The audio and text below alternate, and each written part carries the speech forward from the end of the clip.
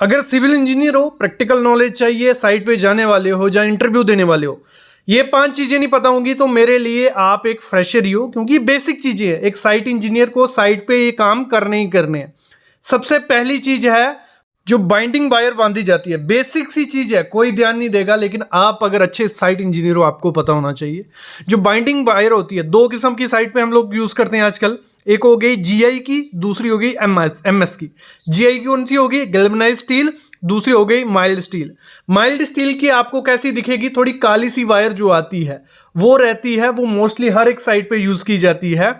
लेकिन अगर उसको यूज करती हैं तो उसमें चांसेस क्या होते हैं? क्रोजन के चांसेस बहुत ज्यादा होते हैं, तो वो खराब हो जाती है बहुत जल्दी। तो इसलिए क्या है, आजकल जीआई की वायर काफी ज्यादा यूज की जा रही है। उसमें क्या होता है, क्रोजन इतनी जल्दी नहीं लगती।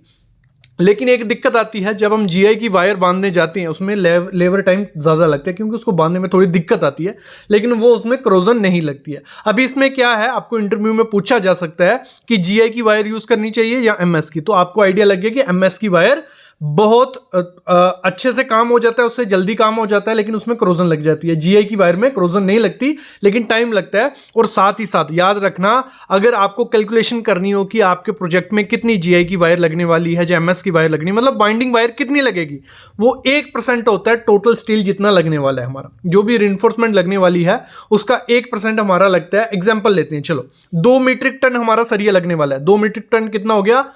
1 मीट्रिक टन 1000 केजी हो गया, मतलब 2 मीट्रिक टन 2000 केजी हो गया। तो उसका 1% आपका वाइंडिंग वायर किसी भी प्रोजेक्ट में लगती है। ये एज ए साइट इंजीनियर आपको पता होना चाहिए।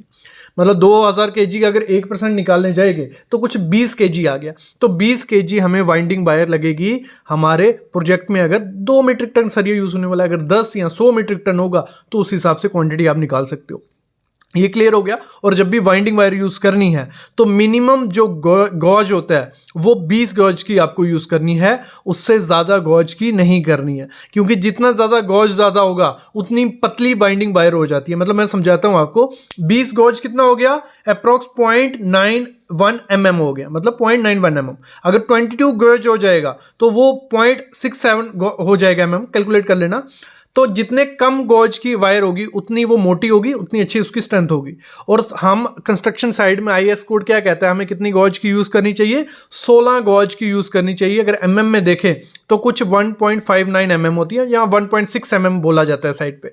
तो ये होता है, इस तरीके से आपको लगवानी है। और ये आईएस कोड 2502 1963 में आपको मेंशन है, जो रिवीजन आई थी अभी 2013 या 14 में, देख लेना, तो उसमें ये मेंशन है। तो ये बाइंडिंग वायर के बारे में एज ए साइट इंजीनियर पता होगा तो आप इंटरव्यू क्लियर कर लोगे। दूसरी चीज होती है स्केलिंग, पूछा जाता है। स्केलिंग क्या होती है? स्केलिंग होती है जो भी कोई कंक्रीट का हमारा सरफेस होता है, भले वो पिलर है, बीम है या स्लैब है, आपने देखा होगा कुछ फ्लेकीनेस सा रहता है, ये जैसे सामने देख रहे हो, पपड़ी जैसे बन के निकलने लग पड़ती है कंक्रीट की।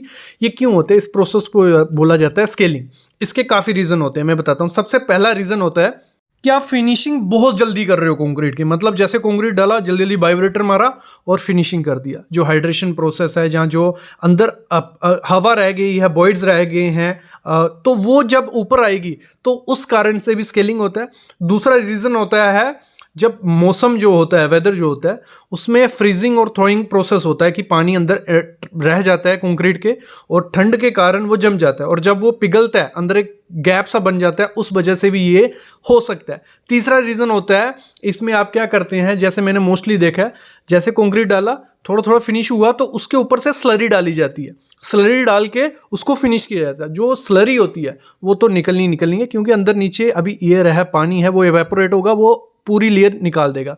उस वजह से भी होता है। सही से क्यूरिंग नहीं की जाए, उस वजह से भी होता है। तो ये 5-6 रीजन होते हैं जिसकी वजह से ये स्केलिंग होता है। तो एज ए साइट इंजीनियर आपको इसको रोकना कैसे? इसको रोकना है, जब कंक्रीट आपको करना है तो ज़्यादा पानी कंक्रीट में नहीं होना चाहिए। ज़्यादा पानी कंक्रीट में होगा, उस वजह से मोस्टली स्केलिंग, श्रिंकेज क्रैक्स, ये काफ़ी चीज़ें हो जाती हैं। तो पानी ज़्यादा कंक्रीट में नहीं होना चाहिए। दूसरा, इतनी जल्दी फिनिशिंग नहीं करवाओ। कंक्रीट डाला, थोड़ा कंक्रीट पहले आगे भी डलवा लो, पीछे वाला फिनिशिंग धीरे धीरे करवाओ कि थोड़ा हाइड्रेशन प्रोसेस स्टार्ट हो जाए कंक्रीट में। जो हवा है, जो पानी है, वो थोड़ा इवेपोरेट हो जाएगा, उसके बाद फिनिशिंग रहेगी। उसमें कभी भी स्केलिंग देखने को नहीं मिलती है। और जैसे ही कंक्रीट डल जाती जाता है तो उसके ऊपर दूसरा एक्स्ट्रा जो स्लरी की लेयर है वो मत डलवाओ, वो भी निकल जाएगी, तो उस वजह से स्केलिंग होता है।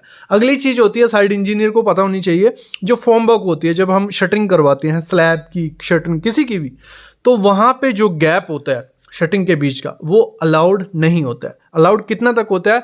अगर 1.5 mm वो गैप है आपकी स्लैब में या कहीं भी, तो उतना एक्सेप्टेबल है। मैं तो बोलूँगा होना ही चाहिए, क्योंकि अगर वो गैप रहेगा, जो आपकी स्लरी होगी वो स्लरी नीचे निकल जाएगी। एक तो क्लाइंट अलाउड नहीं करेगा, दूसरा वहाँ पे हनीकॉम्ब रह सकता है, आपके जो कंक्रीट की स्ट्रेंथ कम हो जाती है। तो 1.5 mm से ज़्यादा गैप नहीं होना चाहिए। अगर वो गैप है उसको फोम से फिल कर दो, या जो शटरिंग टेप आती है वो लगा लो, या ग्रीस लगा लो। ये 3-4 ऑप्शन होते हैं।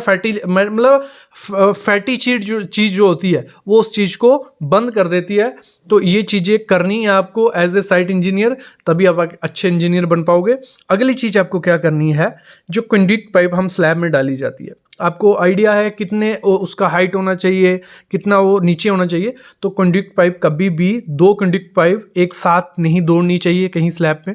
उनके बीच का गैप होना चाहिए कितना, जितना एग्रीगेट का साइज होता है उतना गैप 2 कंडक्ट पाइप में होना चाहिए। और साथ ही साथ जो आपका फिनिश लेवल होगा स्लैब का, उससे आपकी पाइप 18 से 20 mm नीचे होनी चाहिए। अगर 18 से 20 mm नीचे नहीं हुई तो आपकी स्लैब में क्रैक्स आ सकते हैं।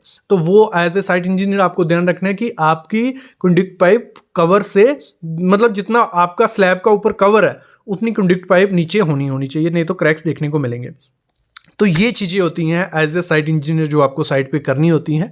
ये पहला पार्ट था, ऐसे 10-20 पार्ट आएंगे। बस आपको वीडियोस देखती रहनी है। Civil site visit job update आपके लिए प्रैक्टिकल नॉलेज लाता रहेगा। बस उसके लिए चैनल को सब्सक्राइब कर लो और बेल आइकन दबा लो।